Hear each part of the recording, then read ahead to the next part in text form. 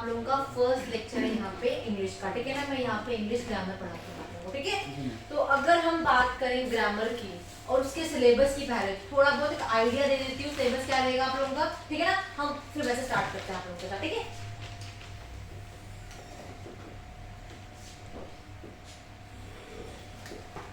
अब अगर English grammar के सिलेबस को हम डिस्कस करें तो हमेशा माइंड में तीन चीजों को अलग अलग लेके चलो, ठीक है ना।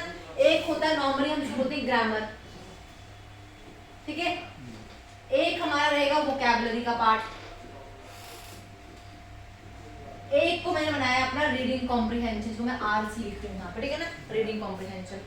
अब जब मैं लिखती हूँ ग्रामर तो माइंड में क्या आता है आपके, वही क्वेश्चंस, एरर स्पॉटिंग वाले, पैरा जम्बलिंग वाले, मैच द कॉलम वाले, जो हमें डिफिकल्ट बड़े लगते हैं ना, तो वो आते हैं हमारे ग्रामर में। उसको इंप्रूव करने का बेसिक तरीका क्या है, आपको पार्ट्स ऑफ स्पीचेस का नॉलेज होना चाहिए, ठीक है ना।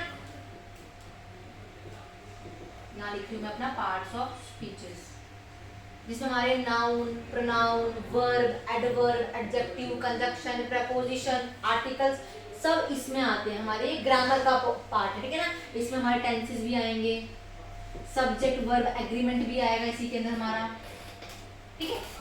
हमारे नरेशन का टॉपिक, वॉइसेस का टॉपिक, ये सारे के सारे टॉपिक हमारे किसमें आएंगे, ये सारे के सारे टॉपिक हमारे किसमें आएंगे, ग्रामर वाले पोर्शन में आएंगे, ठीक है। Next we have vocabulary. Vocabulary मतलब वोकैब, जिसमें हमारे एंटोनियम्स, साइनोनियम्स, हमारे इडियम, फ्रेजेस, वो सारे के सारे हमारे वोकैबुलरी के पोर्शन में आते हैं, ठीक है ना। Then we have reading comprehension, जिसको बोलते हैं शॉर्ट में आरसी। जब भी मैं बात करती हूँ आरसी की, तो इसके लिए आपको एक खुद से माइंड रखना है अपना, क्या, रीडिंग। आपको रीडिंग पे फोकस करना है अपनी। डेली की एक 40 मिनट की हैबिट रख लो कि भाई मुझे कुछ ना कुछ तो रीड करना ही है। अब जो बच्चे जेके एसएसबी के हैं वो कोई भी नॉर्मल न्यूज़पेपर पढ़ सकते हैं, इसको इम्प्रूव करने के लिए कोई नॉवल, कोई मैगजीन जो इंग्लिश में स्पेसिफिकली वो पढ़ सकते हैं, ठीक है ना। लेकिन जब मैं बात करूँगी बैंकिंग की, तो बैंकिंग वालों को स्पेसिफिकली कुछ पढ़ना पड़ता है, that is your the Hindu paper या द इंडियन एक्सप्रेस, ठीक है। ये दो मान लो कि आपको पढ़ने ही पढ़ने हैं। क्यों पढ़ने हैं, क्योंकि इससे एक तो आपकी रीडिंग तो होगी, साथ में वोकैब भी हो जाएगी इंप्रूव है इससे, और साथ में एग्जाम में जब जाते हो ना, वहाँ पे एक पोर्शन होता है आपका करंट अफेयर का या बैंकिंग अफेयर का, या जिसको हम बोलते हैं फाइनेंस अफेयर, तो उसके क्वेश्चन भी यहीं से निकलते हैं। क्योंकि बैंकिंग की जो तैयारी करते हैं तो हम मेंस के लिए आते हैं, प्री के लिए कोई बच्चा पढ़ता नहीं है। हमें मेंस, अगर मेंस हो जाएगा तो प्री हमारा ऑटोमेटिकली हो ही जाता है, ये मान के चलो, ठीक है ना। इसीलिए आपको रीडिंग करनी है द हिंदू की, इससे आपका आरसी इंप्रूव होगा, इससे आपका वोकैबुलरी भी साथ में ही इंप्रूव होगा, ठीक है ना। इसके अलावा जो पैटर्न है जेके एसएसबी का और बैंकिंग का काफी अलग है, एक स्टेट का है, एक हमारा सेंटर का है। तो अगर हम जेके एसएसबी की बात करें तो यहाँ पर जितने भी एग्जाम होंगे उसमें किसी में 20 नंबर की इंग्लिश होगी, किसी में 10 नंबर की होगी। अगर मान लो मैं जेके पीएसआई की बात करती हूँ, सब इंस्पेक्टर की, जिसके नोटिफिकेशन आई है लेकिन एग्जाम की डेट अभी रोल्ड आउट नहीं हुई है, इसका सिलेबस भी हमें पता नहीं है। लेकिन अगर लास्ट ईयर की हम बात करें तो वहाँ इंग्लिश थी, यस और नो, तब नहीं थी। अब सुनने में आया है कि 10 नंबर की, क्या पता वो उसमें इंट्रोड्यूस करेंगे। अब डिपेंड करता है 10 की करेंगे या 20 की करेंगे, because we have other portion as well, हमारे पास मैथ्स भी है, हमारे पास हिस्ट्री है, मतलब करंट भी हमारे पास सारा कुछ है ना यहाँ पे, तो वो डिपेंड करता है कितने की होगी। अब अगर मान लो 10 ही मार्क्स की इंग्लिश है आपकी, तो उस 10 में क्या क्या डालेंगे वो आपके साथ, एक 5 नंबर का आरसी हो सकता है, 3 आपके 4 एरर हो सकते हैं, और 2 आपके एंटोनिम, और इस तरीके से पेपर बनता है। लेकिन यही चीज आपके बैंकिंग में नहीं बनती है, वहाँ पे अलग पोर्शन रीजनिंग का है, मैथ्स का है, इंग्लिश का है, तो वहाँ तो इंग्लिश होगी वो आपकी अलग होगी। दूसरी चीज लेवल ऑफ क्वेश्चनिंग भी अलग होता है, एसएसबी का है उतना हाई लेवल पेपर नहीं आएगा, ये मान के चलो। लेकिन बैंकिंग का है तो इंग्लिश हाई लेवल की होगी। इंग्लिश है का मतलब क्या, आपकी वोकैबुलरी पे फोकस होना चाहिए आपका। यहाँ पे बेसिक इंग्लिश की लाइंस होगी, वहाँ पे थोड़ा वोकैबुलरी को उन्होंने एनहांस किया होगा आप लोगों ने, ठीक है ना। बाकी चीजें सब कुछ सेम होती हैं। अगर मैं बात करूँ लास्ट पेपर जो मैं दिया था 4th क्लास का पंचायती का, किसने दिया पेपर वाला, किसने दिया था, अगर दिया था 4th क्लास का पेपर तो वहाँ देखा होगा इस बार पैटर्न ने चेंज कर दिया है। 4th क्लास का पेपर भी हमारा डिफिकल्ट ही आया था, नॉर्मल नहीं था वो पेपर। जो पोस्ट थी उस हिसाब पेपर नहीं था, पेपर थोड़ा हाई ही था। मान के चलो कि तैयारी जब करनी है थोड़ी सी हटके ही करनी है, एक से ऊपर ही करनी है। अगर सिलेबस के टॉपिक को देखो ना मैं लास्ट ईयर के, तो वहाँ टॉपिक क्लियर कर लिखा था, tenses, article, narration, homophone, homonym, pronoun, कुछ टॉपिक लिखे थे। लेकिन पेपर में जो क्वेश्चन आता है ना वो पूछ के नहीं आता कि मैं इस टॉपिक से आ रहा हूँ, है ना। तो आपको उसके लिए इन सभी को पढ़ना पड़ेगा, पार्ट ऑफ स्पीच को 1 बाय 1, फिर जाके ही आपके एरर्स निकलते हैं। तो क्वेश्चन जो बनेंगे ना इन्हीं से बनेंगे। तो मतलब ये टॉपिक ऐसे हैं जो पढ़ने ही पड़ेंगे आपको, मान के चलो इंग्लिश में, चाहे बैंकिंग का बच्चा है चाहे एसएसबी का बच्चा है। तो मैं यही सारे आपको 1 बाय 1 कराऊंगी क्लास में। अब पहले बताओ सिलेबस क्लियर हुआ आप लोगों को अपना, क्या क्या करना है हम लोगों ने यहाँ पे। यस, अब लेते हैं टॉपिक अपना बिगिनिंग का, ठीक है।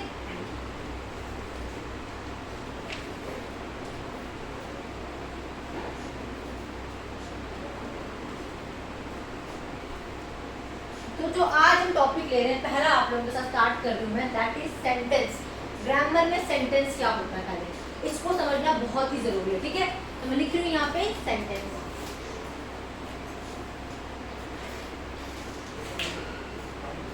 अब अगर मैं सेंटेंस की बात करूँ तो कोई भी लैंग्वेज होती है, ये हम लोग को अच्छे से पता है, लैंग्वेज में इंपॉर्टेंट क्या होता है। किसी भी लैंग्वेज में स्टार्ट कहाँ से करते हैं, अल्फाबेट लेते हैं पहले, जब भी जुड़ते हैं तो क्या बनाते हैं, वर्ड बनाते हैं। जब वर्ड भी जुड़ते हैं तो क्या बनता है हमारा, सेंटेंस। यही कब बनता है ना, अब बनता है सेंटेंस हमारा। और ये सेंटेंस जो बनता है ना, इसका कुछ ना कुछ मीनिंग भी खुद में होता है।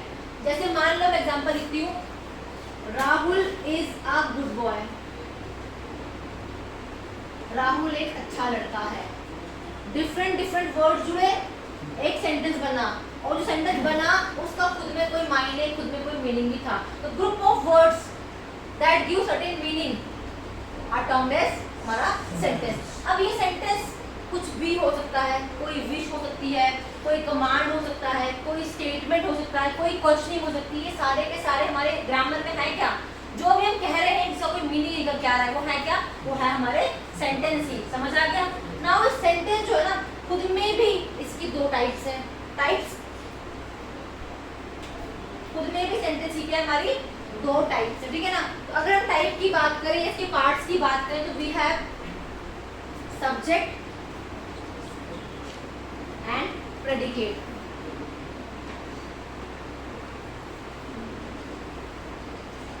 अगेन मैं अपनी एग्जांपल वही लिख रही हूँ साइड पे, यहाँ पे Rahul is a good boy. हमेशा ध्यान रखना, सेंटेंस में सब्जेक्ट वो पार्ट है जिसकी हम बात कर रहे हैं, दैट वी टॉक ऑफ। अगर इस सेंटेंस को देखा जाए, मैं किसकी बात कर रही हूँ यहाँ पे, मैं राहुल की बात कर रही हूँ। तो राहुल यहाँ मेरा क्या है, सब्जेक्ट है। सब्जेक्ट इज द पर्सन और a thing that we talk of.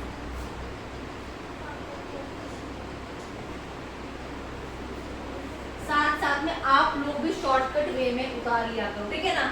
Next we have predicate. Predicate वो पार्ट है जो क्या कर रहा है, व्हाट दिस सब्जेक्ट डू और डज। हमारा सब्जेक्ट क्या कर रहा है या क्या कह रहा है, that becomes our predicate part. क्या बोल रहा है कि ही इज अ, तो ये मेरा क्या है यहाँ पे प्रेडिकेट। पहले बताओ सब्जेक्ट प्रेडिकेट कॉन्सेप्ट समझ आया सभी को। अब ये जो प्रेडिकेट होता है ना, कहीं कहीं इसको ऑब्जेक्ट के नाम से भी लिखा होता है बुक्स के अंदर, ठीक है ना। ठीक है, अब ऑब्जेक्ट भी क्या है, ग्रामर में दो तरह के होते हैं। वी हैव डायरेक्ट ऑब्जेक्ट और इनडायरेक्ट ऑब्जेक्ट। तो मैं यही लिख रही हूँ, डायरेक्ट ऑब्जेक्ट एंड इनडायरेक्ट।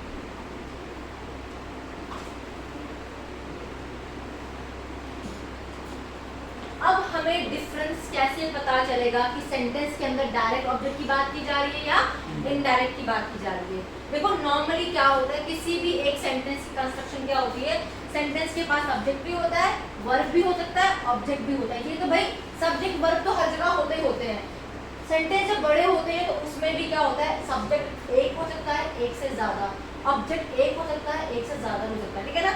ये वर्ब है, वर्ब तो होती है, जैसे ही स्लीप, स्लीप क्या मेरा वर्ब है वो तो होगी होगी साथ में, ठीक है ना। अब वो मेन वर्ब की तरह काम कर रही है या हेल्पिंग है, दैट आल्सो वेरीज, वो बताऊंगी जब हम वर्ब पढ़ेंगे, ठीक है ना। मैंने कहा ऑब्जेक्ट दो प्रकार के हैं, लेकिन डिफरेंशिएट कैसे करेंगे हम इन दोनों को। जब भी डायरेक्ट ऑब्जेक्ट की बात आएगी ना तो आपको खुद से दो सवाल करने हैं, व्हाट और whom का। Ask yourself to question, what और whom, ठीक है। फॉर एग्जांपल मैं कहती हूँ जॉन लाइक मैंगोज, जॉन को आम पसंद है। क्या मेरा आंसर निकल रहा है? यस, खुद से। जॉन लाइक व्हाट, व्हाट का आंसर आ रहा है मेरा। तो यहाँ पर ये काम किसका कर रहा है? यहाँ पर डायरेक्ट ऑब्जेक्ट का काम कर रहा है, ठीक है ना। जैसे मैं कहती हूँ I know Sita very well, I know Sita well, I know whom well, I know Sita well, तो यहाँ पर मेरा आंसर निकल रहा है। तो ऐसे ऑब्जेक्ट जिनका आंसर हमें व्हाट और whom से मिल जाए ग्रामर में, उनको हम कहते हैं अपने डायरेक्ट ऑब्जेक्ट। समझ आया?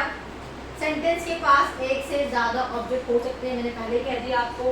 अब यहाँ लिखा है मैंने इनडायरेक्ट, तो जब भी इनडायरेक्ट दिखे आपको तो आपको क्वेश्चनिंग निकलनी चाहिए किससे? टू व्हाट और फॉर whom से। यहाँ लिख लो to what for whom। Example के तौर पे मैं लिखती हूँ, मान लो Peter gave the beggar a coin, Peter ने बेगर को क्या दिया? कॉइन दिया। अब मैं आपसे पूछूं, बताओ जी इस सेंटेंस में डायरेक्ट ऑब्जेक्ट है मेरा या नहीं है? क्या इसमें कोई डायरेक्ट है मेरा? क्या व्हाट और whom का आंसर आ रहा है कहीं से मेरा? यस, आ रहा है। पीटर गेव व्हाट, किससे आ रहा है? कॉइन से आ रहा है। तो यहाँ पर ये काम किसका कर रहा है? यहाँ पर ये डायरेक्ट ऑब्जेक्ट है।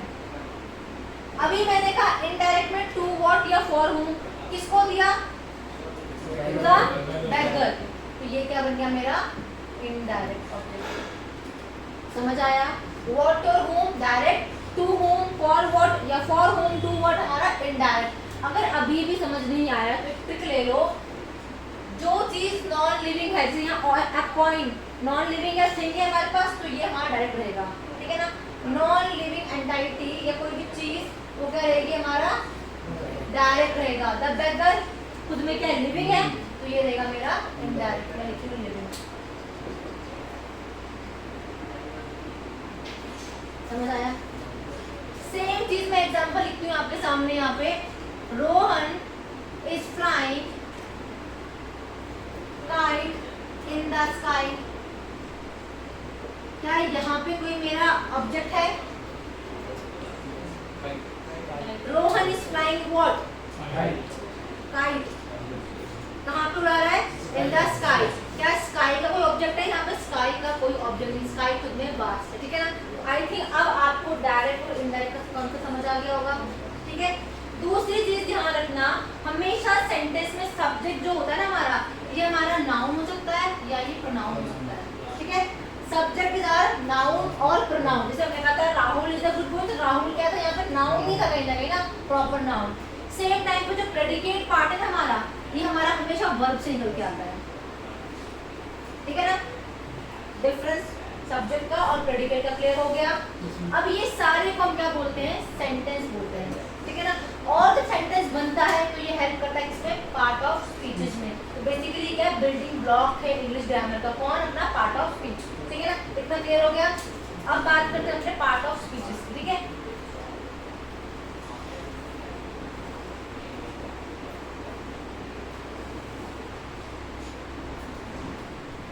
पार्ट ऑफ स्पीच में पहला हमारा पार्ट क्या है? हमारे नाउन का। तो आज हम नाउन की बात करते हैं पहले क्लास में आप लोगों के साथ।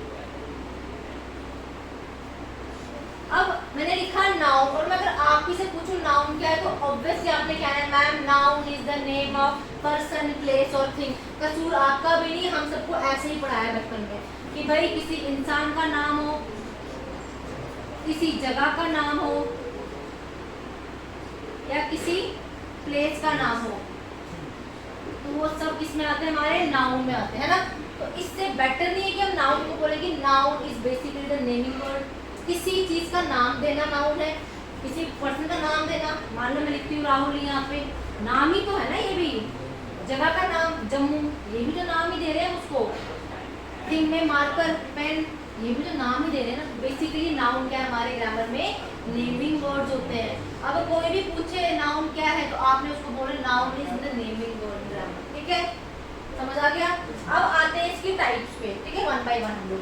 पहली टाइप जो होती है हमारी नाउन में, उसको हम कहते हैं प्रॉपर नाउन।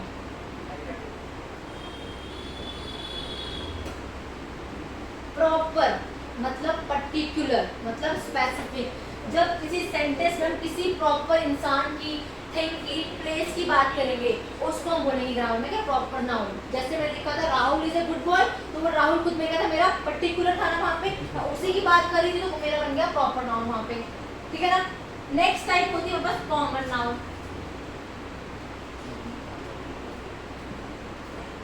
अगर प्रॉपर पापा है तो कॉमन उसका बेटा हुआ सीरीज में। मान लो मैं लिखती हूँ यहाँ पे राहुल और साथ में लिखती हूँ man comma boy. Now this Rahul किसी का नाम है तो खुद में ये क्या है, मेरा प्रॉपर है, लेकिन सेंटेंस में इसको हमने as a man, he may be a man और he may be a boy, that depend कि सेंटेंस में हमने यूज कैसे किया है ना। तो ये राहुल के लिए क्या बन गई, दोनों कॉमन नाउन बन गई उसके लिए, है ना, कि सेंटेंस को कैसे यूज किया है हमने, ठीक है, इसको हम बोलते हैं कॉमन नाउन। समझ आ गया। थर्ड टाइप होती है हमारे पास कलेक्टिव नाउन की। कलेक्टिव का मतलब होता है कलेक्शन में, जब हम किसी को ग्रुप की बात करते हैं। अगर हम अपनी फैमिलीज को ही देखें, बचपन में मम्मी है, पापा है, भाई, सब ग्रुप में है। देन स्कूल में जाते हैं हमारे पीयर सर्कल, हमारे फ्रेंड्स अगेन ग्रुप में, कोई कमेटी ग्रुप में है, ठीक है ना। तो जहां पर भी ग्रुपिंग की बात की जाए उनको हम बोलते हैं कलेक्शन में, तो उनको हम बोलते हैं कलेक्टिव नाउन। जैसे मैं लिखती हूँ यहाँ पे a team of players.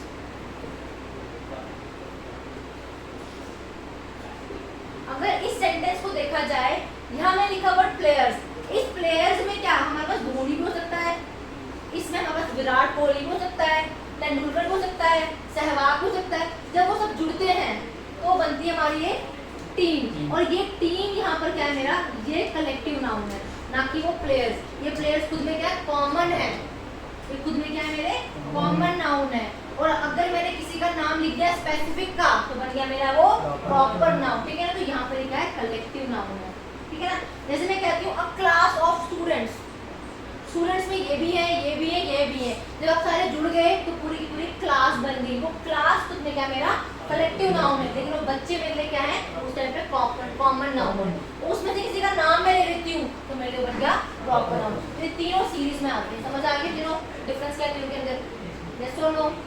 Next we have, हाँ जी, यस, जैसे आपको पहले अगर हम लॉग को प्लेस करते हैं ही से, तो वो प्रोनाउन बन गया, he is a good boy. He वहाँ पर क्या है, ही मेरा प्रोनाउन बन गया। देखो पार्ट ऑफ स्पीचेस में हमारे नाउन भी है, प्रोनाउन भी है, वर्ब भी है, और सबका अलग अलग काम है। लेकिन हम सेम टाइम पे देखो एग्जांपल दिए Rahul is a good boy, मान लो ये लिख लेती हूँ वापस में। अगर इस एग्जांपल को मैं देखूं, यहाँ पे राहुल है तो मेरा नाउन ही ना। अगर पार्ट ऑफ स्पीच में पूछा जाए कि भाई राहुल क्या है यहाँ पे, तो ये मेरा नाउन है, ठीक है ना। किसी का नाम है तो ये मेरा प्रॉपर नाउन है यहाँ पे, बिल्कुल ये प्रॉपर नाउन है मेरा। ही इज अ गुड बॉय, ये बॉय भी तो नाउन है मेरा, लेकिन ये कौन सा नाउन है मेरा, कॉमन नाउन है। इस बॉय के अंदर क्या कोई क्वालिटी की वो अच्छा है, तो क्वालिटी को हम बोलते हैं ग्रामर में क्या, एडजेक्टिव। विशेषता बताना इज एडजेक्टिव, और एडजेक्टिव बताता किसकी विशेषता है ग्रामर में, आपको नाउन या प्रोनाउन की क्वालिटी को। तो ये मेरे यहाँ पर क्या है, एडजेक्टिव है। ये इज क्या है, ये हेल्प कर रहा है इस सब्जेक्ट को यहाँ लिंक करने में, तो ये वर्ब है। कौन सी वर्ब है, लेकिन ये हेल्पिंग वर्ब है। आ मेरा क्या है यहाँ पर, आर्टिकल भी है। देखा जाए तो सारे पार्ट ऑफ स्पीचेस ये ना कि नाउन हो गया, वर्ब हो गया, आर्टिकल हो गया, एडजेक्टिव हो गया। लेकिन अगर सेंटेंस की वे में देखा जाए तो ये राहुल मेरे यहाँ पर क्या है, सब्जेक्ट भी तो है। समझ आया डिफरेंस। जब कोई पूछे पार्ट ऑफ स्पीच कौन सी है तो ये नाउन है, लेकिन है सब्जेक्ट भी, बिकॉज हम बात इसकी कर रहे हैं। समझ आया।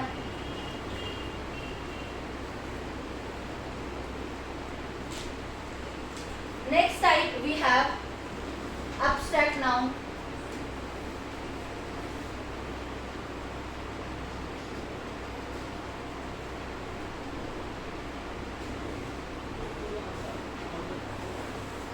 ऐसे नाउन जिनको आप सेंस नहीं कर सकते, which you can't sense, उनको हम डालते हैं इसमें अपने एब्स्ट्रैक्ट की कैटेगरी में।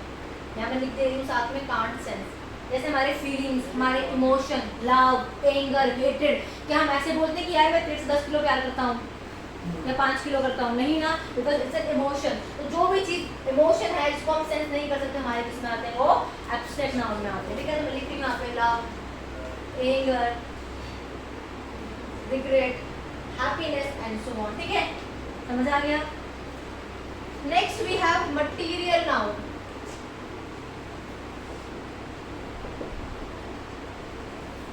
मटीरियल नाउन में हमारे पास कोई भी सब्सटेंस या कोई भी इंग्रेडिएंट दोनों इसमें आ जाते हैं। ठीक है ना, तो मैं लिख रही हूँ यहाँ पे ब्रैकेट के अंदर सब्सटेंस स्लैश इंग्रेडिएंट।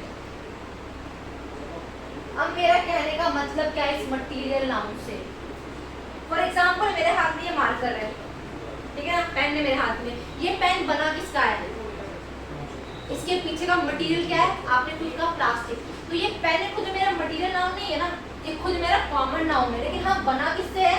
वो मेरा मटेरियल नाउन है। फॉर एग्जाम्पल मैं कहती हूँ I purchase a gold ring, I purchase a gold ring. तो इस सेंटेंस में ये जो रिंग है ना मेरा, ये मेरा कौन सा नाउन है? ये मेरा मटेरियल नाउन नहीं है। किसकी बनी है ये रिंग? है गोल्ड की बनी है। तो ये गोल्ड मेरा यहाँ पर क्या है? मटेरियल, जिस चीज की वो बनी है। समझ आया? जैसे गाड़ी है, कार बनी किसकी? आयरन की। तो वो आयरन खुद में क्या है? मटेरियल नाउन है, क्यों गाड़ी। अब क्लियर हो मटेरियल नाउन का कॉन्सेप्ट?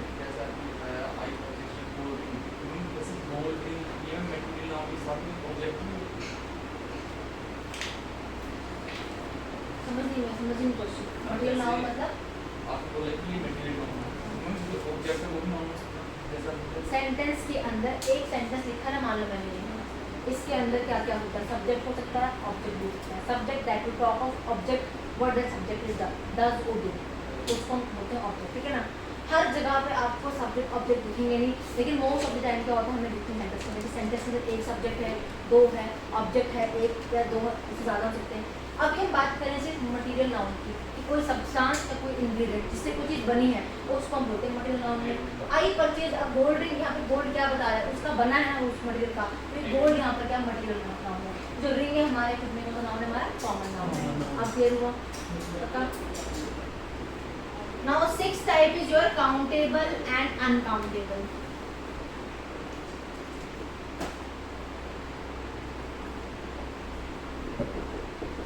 काउंटेबल को नाम से ही पता चल रहा है, ऐसे नाउन जिनको हम काउंट कर सकते हैं उनको हम बोलते हैं काउंटेबल नाउन। अब अगर हम काउंट कर सकते हैं, इट मींस वो हमारे पास एक हो सकता है जिसको हम सिंगुलर बोलेंगे, एक से ज्यादा भी हो सकता है उसको हम बोलेंगे क्या? प्लूरल।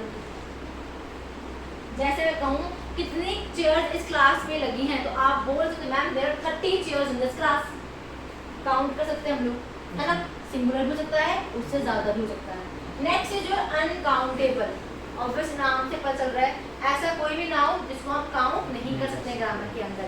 जैसे मैं कहती हूँ पानी का जार भर के लाया, गिरा दिया क्लास में, बोलूंगी चलो फिर काउंट करो, क्या उसको काउंट कर सकते हो आप लोग? नहीं ना। वाटर ड्रॉपलेट्स काउंट कर सकते हो? नहीं ना, कितनी बड़ी। तो वो सारे के सारे हमारे क्या है?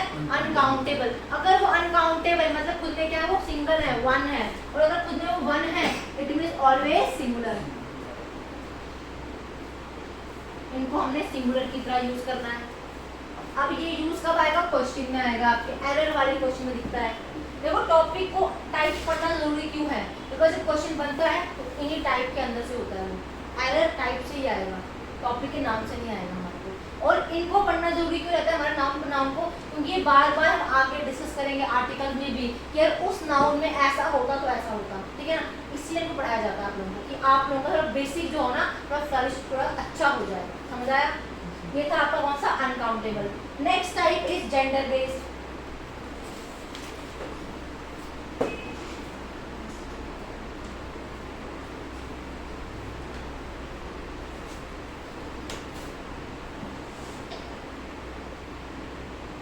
जेंडर बेस में हमारे पास मैस्कुलाइन भी है, फेमाइन भी है, न्यूट्रल भी है। तो लिख लो मैस्कुलाइन, फेमाइन एंड न्यूट्रल या न्यूट्रल।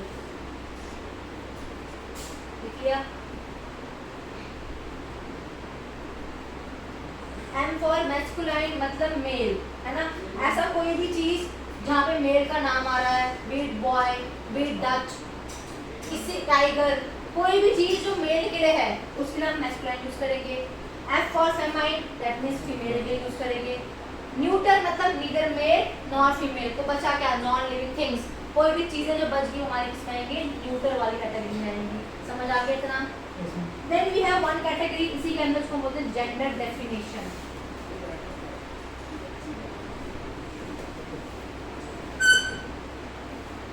जब हमें किसी चीज का जेंडर डिफाइन ना हो उनको हम डालते हैं किसमें, जेंडर डेफिनेशन में।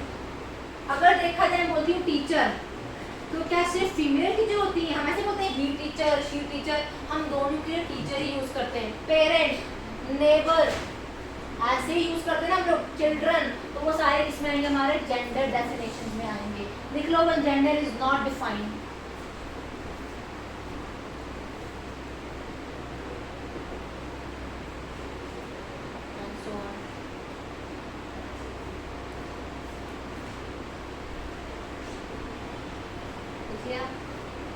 Next we have singular and plural, ये हम लोग को पता है। सिंगुलर एंड प्लूरल, सिंगुलर माने एक, जैसे लिखती बॉय, प्लूरल मतलब जब उसी के साथ हम एस लगा देते हैं तो क्या बन जाता है, बॉयज। हमने कहीं और एस नहीं लगाया ना, हमने उसी में लगाया है, तो basically plurals are formed by adding S to the singular में ऐड किया हमने। समझ आया इतना, यस और नो। रब करते हैं बोर्ड को ऊपर से। Then we have irregular plurals. Irregular plurals, नाम से ही पता चल रहा है irregular है जो, है ना। जैसे हम टूथ के लिए यूज करते हैं वर्ड टीथ, क्या आप टूथ के आगे ऐसे लगा के उसका बनाते हो प्लूरल, ऐसे करते हैं हम उसके टूथ, ज्यादा होंगे नहीं ना, हम क्या यूज करते हैं, टीथ यूज करते हैं। ऑक्स के लिए भी यूज ऑक्सिन, फुट के लिए भी यूज फीट। मैन का एक है तो मैन, ज्यादा है तो मेन, एक है वुमन, ज्यादा है तो वीमेन। इस तरह से इनको हम बोलते हैं क्या, आपने इरेगुलर प्लूरल्स, ठीक है ना। उतार लो एक आधी एग्जांपल साथ साथ में कॉपीज पे।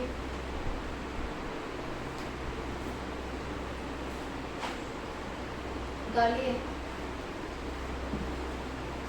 नेक्स्ट, मान लो आप शॉप पे जाते हो, एक पैंट लेने जाते हो, तो क्या बोलते हो, भैया पैंट दिखाना है, पैंट दिखाना, चाहे एक लेनी हो 10 लेनी हो।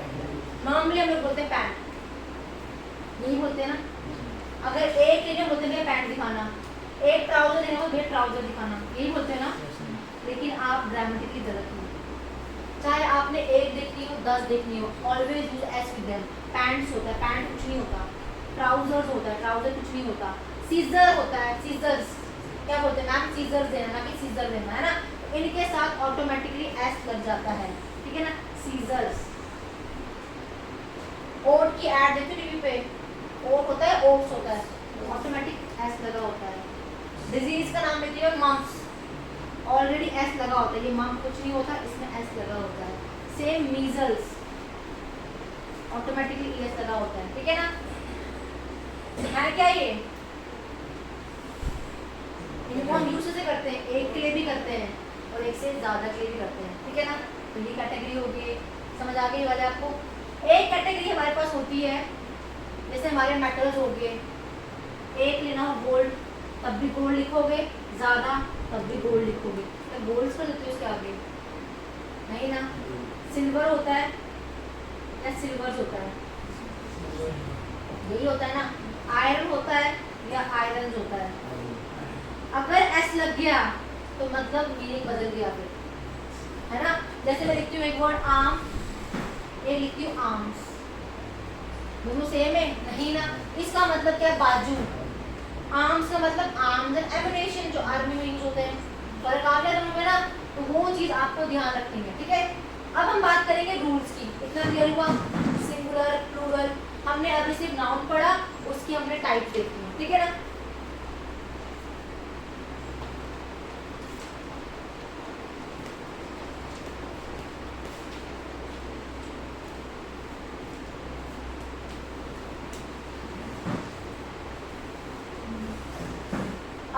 एग्जांपल लिखती हूँ आप लोगों के सामने। Swimming is a good exercise, और साथ में लिखते हैं हम ही is swimming in the field. क्या दोनों सेंटेंस मेरे सेम है? नहीं ना। पहले का मतलब क्या निकल के आ रहा है? स्विमिंग एक अच्छी एक्सरसाइज है, लेकिन दूसरे का निकल के क्या आ रहा है कि स्विमिंग वो तैर रहा है। अगर दूसरे को देखा जाए, यहाँ पे स्विमिंग काम किसका कर रहा है? शाबाश। यहाँ पे स्विमिंग काम कर रहा है हमारा, तैरना इज एक्शन, किसी काम का होना, किसी काम का होना ग्रामर में कहलाता है वर्ब। यहाँ पर ये मेन वर्ब है, क्योंकि ये कोई एक्शन, कोई काम हो रहा है। साथ में देखा जाए इज लगाया, उससे पहले हमने ही लगाया है। ही मेरा क्या है यहाँ पे? प्रोनाउन तो है ही है, और साथ में सब्जेक्ट मेरे लिए ना कि वो तैर रहा है। अब मैंने कहा इज मेरी क्या है यहाँ पे? हेल्पिंग वर्ब है। तो बस बेसिक सा ध्यान रखना, हेल्पिंग वर्ब हमारी हमेशा किसकी अकॉर्डिंग लगती है? हमारे सब्जेक्ट के अकॉर्डिंग। अगर ही था इसलिए मैंने इज लगाया, अगर दे होता तो मैं इज लगाती, दे इज स्विमिंग, नहीं दे आर, फर्क आता ना। तो ये हेल्पिंग वर्ब लगती है हमारे सब्जेक्ट के हिसाब से, लेकिन हेल्प किसको करती है? हेल्प करती है मेन वर्ब को, क्या बताने में? टेंस बताने में। अगर देखा जाए he is swimming in the pool, which tense? अगर मैं बोलूं आप लोगों से प्रेजेंट कॉन्टिन्यूअस टेंस है, इज एम आर आईएनजी लग गया, मतलब टेंस कौन सा मेरा? Continuous tense. समझ आया बेसिक चीज?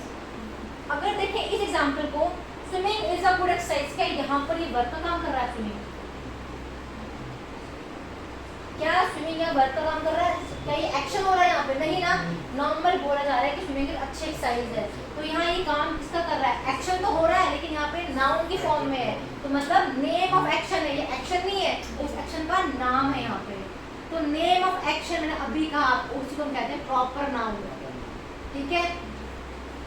कुछ बच्चे गड़बड़ करते हैं, ये आईएनजी देख के कि यार ये वर्ब है, ये वर्ब नहीं है, वर्ब से ज्यादा ये हमारा गिरंड है, GERUND, और गिरंड भी किसमें आता है? हमारे वर्ब में ही आता है। फर्क क्या है गिरंड में? कि गिरंड बेसिकली क्या होता है? ऐसा कोई भी मेन वर्ब की आईएनजी जो काम कर रही है नाउन का, एक्ट एज ए नाउन, उसको हम ग्रामर कहते हैं अपना गिरंड। ठीक है ना। तो यहाँ पर एक गिरंड है और नाउन है सेम टाइम पे, यहाँ पे मेन वर्ब नहीं है। आप डिफरेंस समझ आए? एग्जाम्पल देखो कि नाउन में क्या फर्क है, वर्ब क्या होती है, थोड़ा बहुत क्लैरिटी हुई। बाकी हम टॉपिक के साथ करेंगे उस टाइम। ठीक है। अब हम बात करते हैं कुछ रूल्स की। उतार लिया अपने कॉपीज पे, ये रब किया जाए बोर्ड।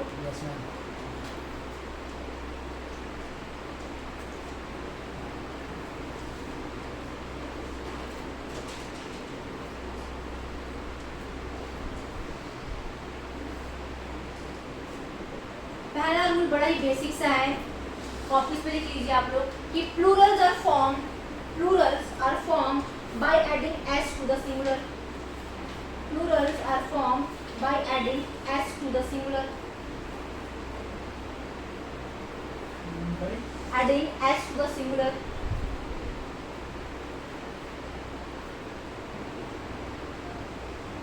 जैसे कि कैट लिखा तो क्या बन जाता है? कैट। तो plurals are form by adding S to the singular. मैंने इस कैट में ही एस लगाया, तब जाके मेरा कैट्स बना। ठीक है ना, फर्स्ट रूल। सेकेंड चीज का ध्यान रखना, कुछ नाउन ऐसे होते हैं जो एंड होते हैं किससे? एक्स से। लिख लो एक्स, CH, SH, Z। ठीक है, इनको आपने एंड करना है ES से। तो समझो कैसे करना है। मान लिया मैं लिखती हूँ वर्ड बॉक्स, बॉक्स के क्या लिखते हो? एक से ज्यादा के लिए ये लिखते हो या ये लिखते हो? Which one is correct? Yes. Yes correct है ना। क्यों? ये नाउन एंड कर रहा है एक्स से, तो इसके आगे लगेगा भाई ES। ये मैं नहीं कहती, ये ग्रामर में रूल कहता है, ये भी ऐसे करना है आपको चीजें फॉलो करनी है। तो सेकंड लिखो कॉपीज पे, नाउन एंडिंग इन, लिखो नाउन एंडिंग इन S, Z, X, CH, SH। ये जो नाम लिखे ना आपके, उतारो यहाँ से देखिए। S, Z, noun ending in S, Z, X, CH, SH। Form their plural by adding ES to them, by adding ES to them।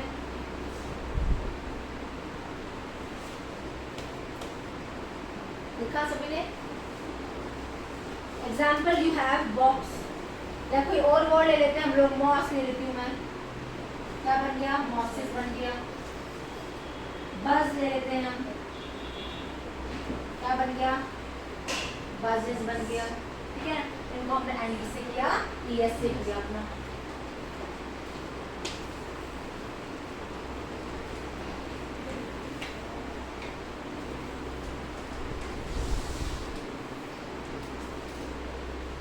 Third rule applicable होता है हमारे वॉवल्स और कॉन्सोनेंट पे। ठीक है, पहले तो मुझे बताओ वॉवल क्या होते हैं?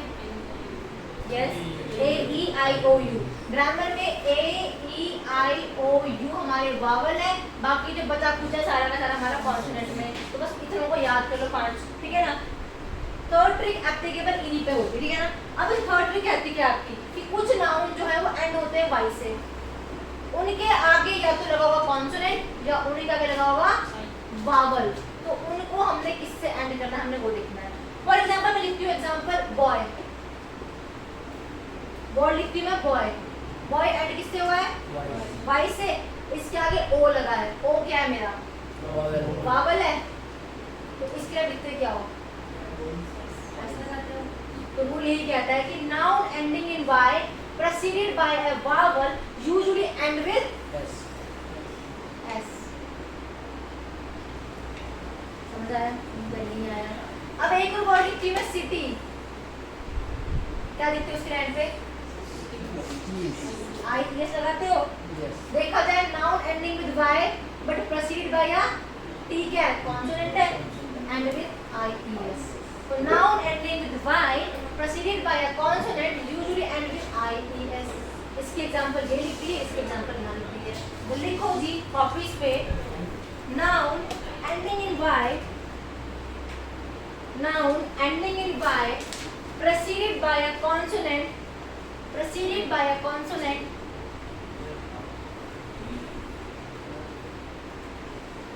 usually ends with IES, usually ends with IES। लिखा? For example, city becomes cities,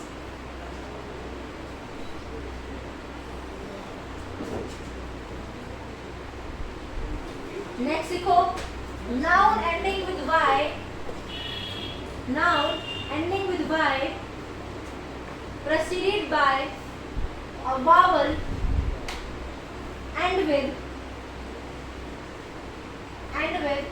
s। Example, boy become boys। लिख लिया? ये हो गया आपका फोर्थ रूल।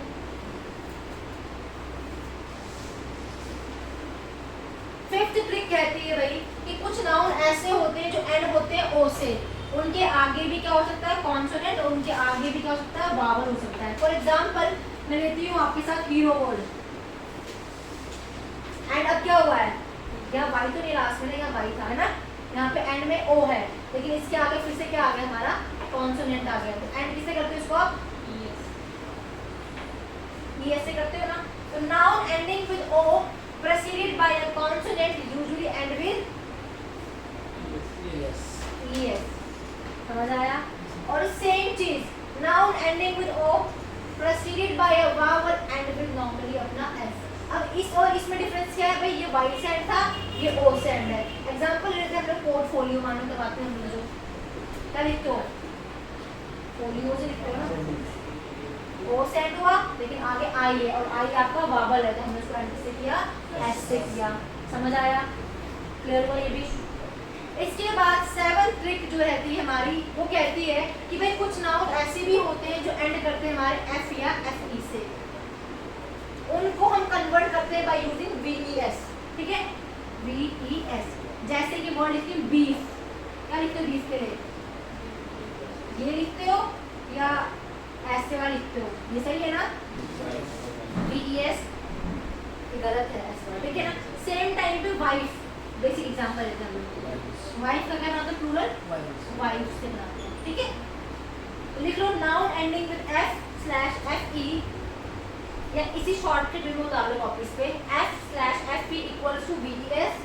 एग्जांपल बीफ का बीफ्स हो गया, वाइफ का वाइफ हो गया।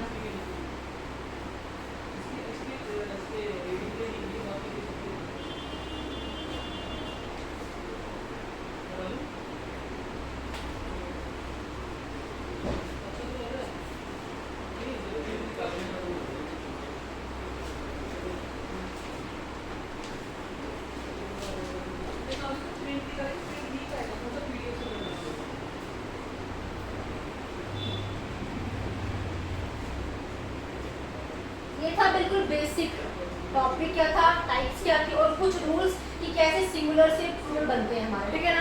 लेकिन एग्जाम में क्या क्वेश्चन आता है, एग्जाम में आते हैं क्वेश्चन एरर्स के, एरर बेस्ड क्वेश्चन। हमें उसी की ट्रिक देखने की भी शॉर्टकट वे क्या है कि हमारा क्वेश्चन मिनिमम टाइम में निकल सके हमसे, ठीक है ना। तो पहला क्वेश्चन लिखिए कॉपी पे आप लोग, he is working for the blind.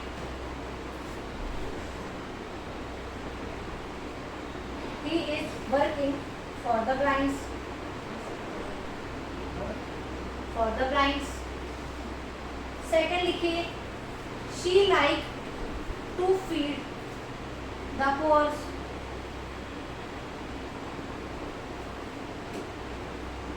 Third लिखिए, alms are given to the beggar. तीन सेंटेंस मैंने आपके सामने लिखे और हम सेंटेंस से ही ट्रिक्स निकालेंगे, ठीक है।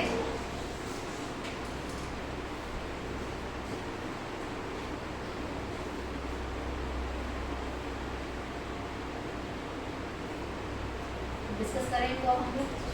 पहले का मतलब क्या है कि वो वर्क करता है किसके लिए, ब्लाइंड्स के लिए। सेकंड की वो फीड करती है किसको, गरीबों को। थर्ड का मतलब है क्या कि भी किसको दी जाती है, भिखारी को दी जाती है। वही कहा है ना सेंटेंस में, ये वाला क्वेश्चन एग्जाम में आ चुका है, ठीक है ना। अब वही ट्रिक क्या ध्यान रखिए, जब भी एग्जाम में आपको ब्लाइंड्स दिखे, पोर्स दिखे, बेगर्स दिखे, तो हम किसी एक पर्सन की बात नहीं कर रहे हैं यहाँ पर, हम यहाँ पूरी की पूरी कैटेगरी की बात करें, कम्युनिटी की बात करें। तो और साथ में इनके आगे दा लगा हुआ है, लगा हुआ है, तो कभी भी इनको आपने प्लूरल बनाने के लिए एस नहीं जोड़ना इनके साथ में, ये एस गलत है, ठीक है ना। सेंटेंस क्या होगा, he is working for the blind, मतलब उन सभी के लिए काम करता है वो, किसी एक के लिए काम की बात नहीं चल रही है। She likes to feed the poor, सभी की बात चल रही है। हम आर्म्स को गलत करते हैं, बच्चे इसको एग्जाम में कुछ बच्चे इसको आर्म लिख के आते हैं, लेकिन ये वर्ड ही क्या है, आर्म्स, इसका मतलब क्या है, भिक्षा देना या भीख देना, ठीक है ना। किसको दी जाती है, बेगर्स को ही दी जाती है ना, तो यहाँ बेगर्स का एस नहीं होगा, बेगर होगा, समझ आया फर्स्ट ट्रिक। तो साथ में नीचे लिख लो, अगर समझ नहीं आया अभी भी तो लिख लो साथ में नीचे, the blind comma the poor. अब इसकी जगह वर्ड लिखा होगा द डेफ, तो समझ जाना सभी की बात चल रही है वहाँ पर, ठीक है ना। सेंटेंस सेम नहीं होगा लेकिन वर्ड्स या लॉजिक सेम ही होगा, ठीक है। The blind comma the poor comma the beggar comma the deaf, DEF are always plural. कैसे होते हैं हमारे, ये प्लूरल होते हैं, आर ऑलवेज प्लूरल, ठीक है। नेक्स्ट क्वेश्चन लिखो, आई टोल्ड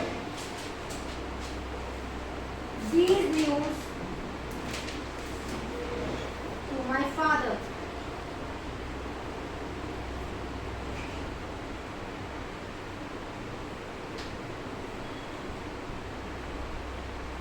क्या सेंटेंस सही लिखा है, मैंने ये न्यूज अपने फादर को दी, सही है। अब ये भी सेंटेंस हमारा सही नहीं, गलत है, एस गलत है यहाँ पे। अगर एस हट जाता तो क्या बनता, न्यू, और न्यू का मतलब होता है नया, लेकिन यहाँ पे वर्ड यूज किया हमने, न्यूज किया है, इसका मतलब होता है खबर, कोई न्यूज देना, तो यहाँ पे वर्ड बिल्कुल सही लगा है, न्यूज। अब न्यूज वर्ड यूज वाली कौन सा नाउन है, इसलिए टाइप करना इंपॉर्टेंट होती है। अगर न्यूज की बात की जाए तो इसको हम काउंट कर सकते हैं, इतनी खबर की है नहीं ना, तो ये हमारा अनकाउंटेबल नाउन है। और मैंने अभी पढ़ाया अनकाउंटेबल नाउन खुद में क्या होता है, सिंगुलर, वन होता है। तो भाई अगर नाउन खुद में सिंगुलर तो उसके आगे वाला भी देखना ना अपने, दीज है, दीज का मतलब बहुत सारी, यहाँ पे दीज नहीं आएगा, यहाँ पे दिस आएगा। मैंने ये खबर अपने पापा को दी, समझ आया, यस और नो, नीचे लिख लो ट्रिक के तौर पे।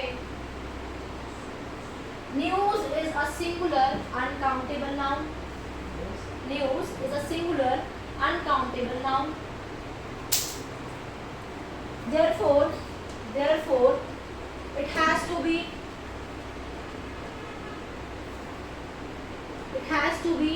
used with singular determiner.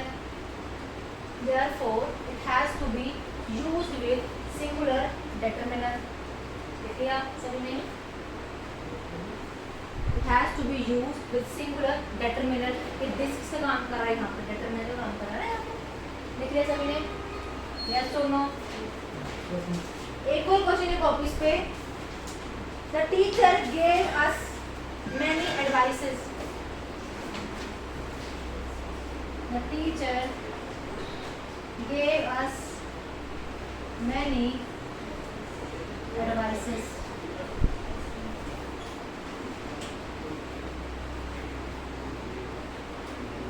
Again यहाँ पे वर्ड में यूज किया एडवाइसेस, जो कि होता क्या है, एडवाइस होता है ना. और खुद में एडवाइस क्या है, अगेन हमारा सिंगुलर अनकाउंटेबल नाउन है. अगर ये वन है तो इससे पहले मैनी वर्ड तो नहीं आना चाहिए, इसका मतलब होता है बहुत सारी. तो यहाँ पे वर्ड क्या आना था, या तो मैनी होता ही नहीं, the teacher give us advice, या क्या होता सम, कुछ एडवाइस दिया, तो यहाँ सम लग सकता था आपका वर्ड. ठीक है ना, समझ आ गया. सेम रूल है जो पीछे लगाया आपने, और आपने क्या करना है घर जाके, जितने भी रूल्स बन रहे हैं ना, कॉपी की बैक पेज रखना, कोई 50 उठा के उन पे बस रूल लिखना है. क्योंकि जब एग्जाम में जाओगे ना, टॉपिक रिवाइज नहीं करना है आपको, लेकिन हाँ रूल्स देखने हैं. क्वेश्चन रूल पे बनते हैं, टॉपिक पे नहीं बनते. ठीक है, तो टॉपिक तो हम पढ़ाते क्यों है, बिकॉज आपका कंसेप्ट क्लियर हो जाए. लेकिन घर जाके आपको रूल्स ही देखने हैं. टॉपिक को नहीं पूछना एग्जाम में, एक क्वेश्चन नाउन से आ रहा है या प्रोनाउन से आ रहा है, वहाँ सिर्फ क्वेश्चन लिखा होगा और आपको ट्रिक लगानी है अपनी, है ना. आपको सिर्फ रूल देखना है. ठीक है, नेक्स्ट क्वेश्चन लिखो. She is my cousin sister.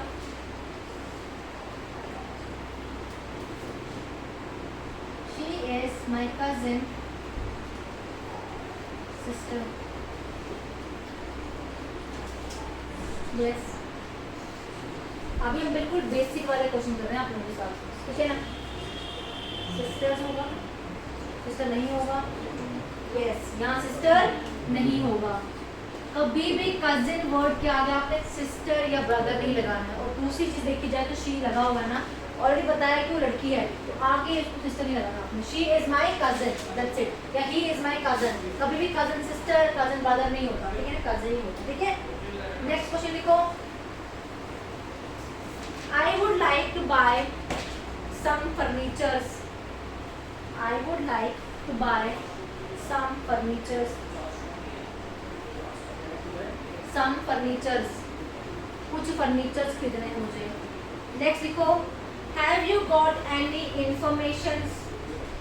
Have you got any informations? Question mark. Have you got any informations? Question mark. Next लिखो. Kerala is famous for its beautiful sceneries. Famous for its beautiful sceneries. लिखा. Next लिखो. Is there any breads? Question mark. Is there THERE there any breads? Question mark. Breads question mark. लिखे 4-5 question ये वाले. अब अगर इन 4-5 questions को देखें तो ऑब्वियसली टॉपिक नाउन का है, तो आप लोग बता दो कि मैम फर्नीचर होगा, फर्नीचर्स नहीं होगा, लगेज होगा, लगेजेस नहीं होगा. लॉजिक क्या है इसके पीछे का, जब भी एग्जाम में ये वाले वर्ड्स दिखे हैं आपको, इनके साथ आपको एस नहीं लगाना है. लेकिन इसका मतलब ये नहीं कि प्लूरल नहीं है. जब मैं सीनरी की बात करती हूँ, जम्मू की देखो, कश्मीर की देखो, केरला की देखो, छोटी देखो, बड़ी देखो, ऑलवेज सीनरी होगा, सीनरीज कुछ नहीं होगा. थोड़ी देखो, ज़्यादा देखो, सीनरीज नहीं होगा, सीनरी होगा. इट मीन्स हम इसको यूज कर रहे हैं उसकी प्लूरल सेंस में. ठीक है ना, तो साथ में लिख लो, these words कर लो. These words are always used. These words are always used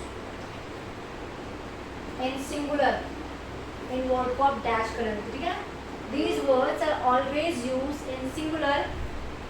We don't have, full stop करके, we don't have